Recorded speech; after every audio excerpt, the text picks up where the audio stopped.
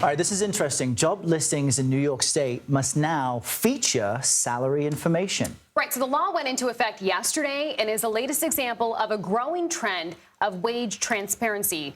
And let's just show you an example here. This is a LinkedIn listing for a human resource manager position here in NYC. And you can see there the salary range as well as the number of applicants to the position. This law had already been in effect in New York City, but is now statewide.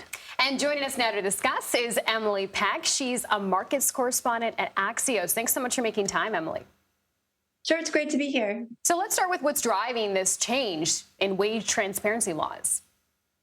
Yeah, so what happened is policymakers in the states started really paying attention to pay transparency as a way to fight for more pay equity on behalf of women and people of color. The thinking is salary transparency is a way to eliminate those gaps, you know, the gender wage gap, the racial wage gap.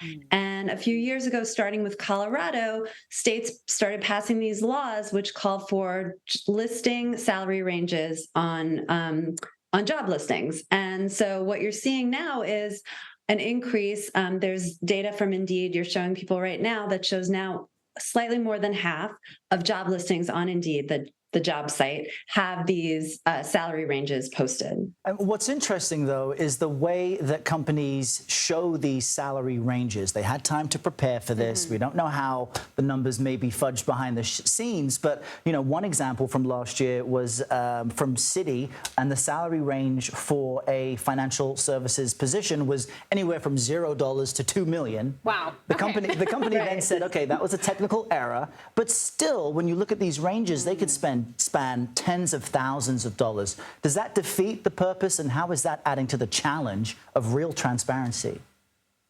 Yeah, I mean, it's not doing much.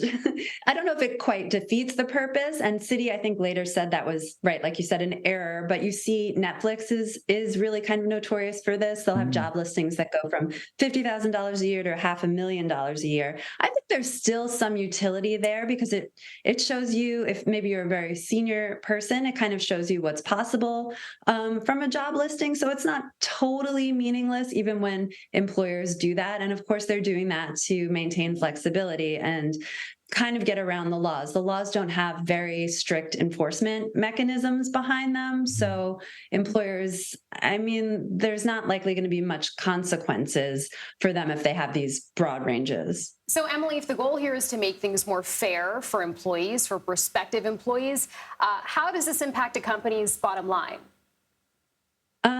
Well, it makes things more fair for prospective employees, but what it's also doing is current employees see these listings. They see a listing for a job maybe that they're in right now, and they see the range is higher. They're going to their bosses and saying, hey, I need a raise. Right. And a lot of employers don't like that because it's raising their labor costs. And you know, we're at a time, it's a tight labor market, and those costs are already rising. Really interesting conversation. Yeah. We'll have to leave it there. Emily Peck, thanks so much. Thanks, Emily. Thank you.